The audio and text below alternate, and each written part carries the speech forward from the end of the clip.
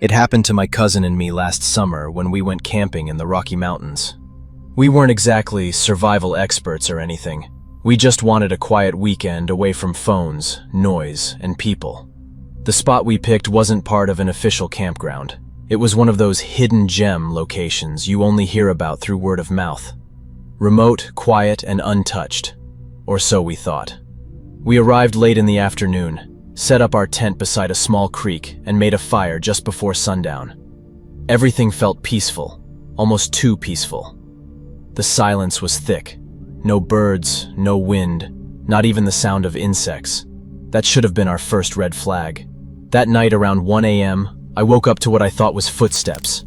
At first I figured it was an animal, but then I heard the zipper of our tent pull halfway open. Not fast, slowly. I froze. My heart was thudding so loudly I thought whoever or whatever was out there could hear it.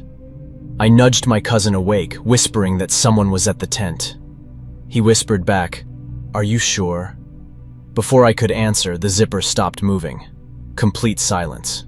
No footsteps, no voice, just the cold sound of nothing pressing in from all sides. We didn't dare move, not for minutes. Then suddenly, snap, a twig cracked near the fire pit. We stayed in the tent the rest of the night, clutching our pocket knives and waiting for the sun. The next morning, the firewood we stacked was gone, completely, like someone had cleaned it up. But what scared us more was what was left behind. There was a small pile of fresh berries placed in a perfect circle in front of the tent, and a single feather stabbed into the center of the pile, pointing straight up. It didn't feel like a joke or some forest ritual. It felt like a warning.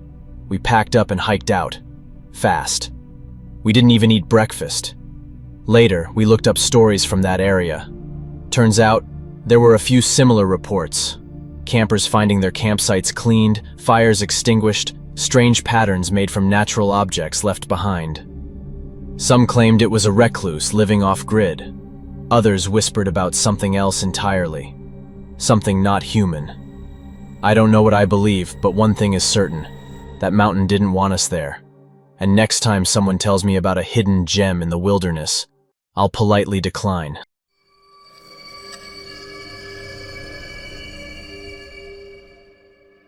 A few years ago, my older brother and I took a weekend trip to the Ozarks. He had just gotten back from deployment, and we thought some brotherly bonding in the woods would be a good reset. We picked a primitive site a few miles off any marked trail. No cell service, no nearby camps, just nature and us. The first night was uneventful. Just beer, stories, and a small fire under the stars. But around 3 a.m., I woke up needing to pee. I stepped out of the tent, stretched, and that's when I noticed something off. There was another fire, not ours. A small one, glowing orange just beyond the tree line. I blinked hard, thinking maybe I was dreaming. But no, the fire was real, and someone was sitting beside it, alone, perfectly still. We hadn't passed any other campers on the hike in. No other cars at the trailhead. I thought maybe it was a ranger or a solo backpacker. But something about the way he sat there, facing the fire with his head down, it didn't feel right. I quietly ducked back inside and woke my brother. He peeked out of the tent and saw it too. He didn't say anything, just grabbed his flashlight and knife. We debated approaching, but something told us not to. Instead, we zipped the tent and stayed quiet, watching the shadows flicker through the fabric. Hours passed. Every now and then, I peeked outside. The fire was still burning, and the man was still sitting there, not moving. Not even to throw another log on the fire, just sitting in the same position. At some point, I must have dozed off, because the next time I looked, the fire was out, just smoldering ash, and the man? Gone. In the morning, we walked over to where it had been. There were ashes, but no footprints. Not a single mark in the dirt around the site. As if the man had never been there at all. That alone creeped us out. But it wasn't until we returned to our camp that things really went sideways. Our fire pit had been completely dismantled. Not scattered, disassembled. The rocks neatly stacked beside the tent, the wood arranged in a perfect star shape on the ground. At the center of the star was our flashlight. The same one my brother had left beside his sleeping bag. We didn't speak. We just packed up and left. Later, My brother told me something he hadn't mentioned that night. He said the man by the fire hadn't moved for hours. Except once. Around 5 a.m., just before the fire went out, the man lifted his head and looked straight at our tent. He didn't say a word. He just smiled.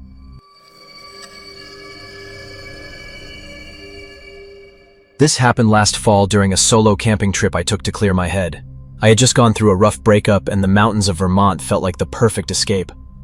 I picked a quiet, foggy lake deep in the national forest, miles from anything resembling civilization. I got there in the late afternoon and set up camp on a slight ridge overlooking the water.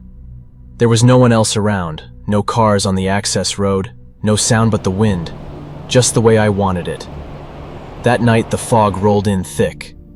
I've dealt with fog before, but this was different. It was like someone dropped a gray curtain over the whole forest.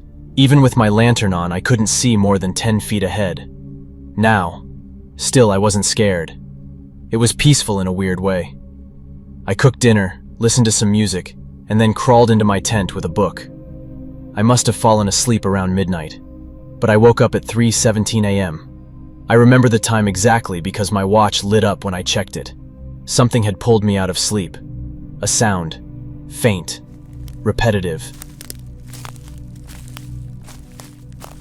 It sounded like footsteps, slow, steady, circling my tent. I froze, every muscle locked in place. The fog was still thick. I could tell by how damp and cold the air inside the tent felt. But those footsteps were unmistakable. I held my breath, trying to listen. Then they stopped. Total silence. And then, just inches from my head, came the sound of heavy breathing. Not fast or panicked. Calm, measured, like someone standing directly outside the tent wall, breathing in and out. I didn't move, didn't even blink. I just waited, heart pounding in my throat. The breathing eventually faded, followed by the slow crunch of footsteps walking back toward the trees. I waited what felt like an hour before I dared unzip the tent and peek outside. There was no one. But in the soft dirt around the tent, I saw them. Bare footprints, human. Dozens of them, all around my camp. Some circling, some stopping right at the tent wall. They weren't mine. I'd worn boots the whole time. I followed the prints for a few feet. They led toward the lake, and then disappeared. Just stopped, like whoever it was had walked into the fog and vanished. I didn't pack up right then. I just sat there, watching the mist swirl through the trees until the sun came up. And when it finally did, the footprints were gone. Like they'd never been there. I haven't camped alone since. And I still don't know what's worse, that someone was out there in the fog, or that something was.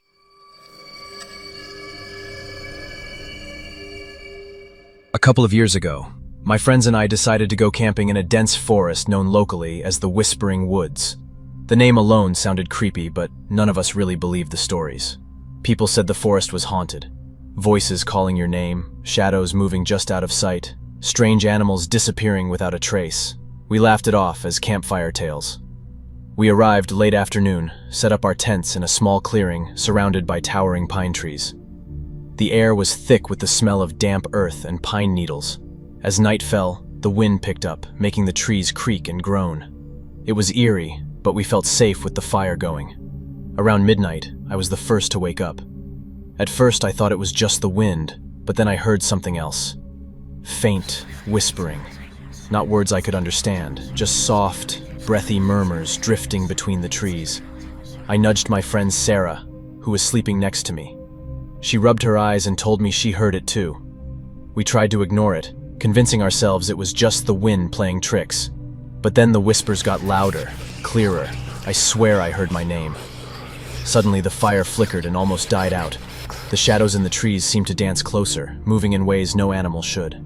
Our other friends woke up, scared and confused. We grabbed our flashlights and decided to explore, thinking maybe someone was playing a prank. We followed the whispering deeper into the forest. The whispers led us to an old, abandoned cabin, hidden between the trees. The door was slightly open, creaking as it swung in the wind. We shone our flashlights inside and saw faded symbols painted on the walls, Strange drawings that looked ancient. Then we heard it, a low growl from the back of the cabin. We turned to leave, but the path back was gone. The trees seemed to have shifted, blocking our way. Panic set in. That's when we saw them, pairs of glowing eyes staring at us from the shadows, circling slowly. The whispers turned into guttural growls, and the wind carried a cold chill that seemed to cut through our bones. We ran blindly through the forest, the eyes following, the whispers chasing us until we finally broke free and reached our campsite. We never returned to the Whispering Woods, and every time I hear the wind in the trees, I wonder if those eyes are still watching, waiting for the next camper brave enough to enter their domain.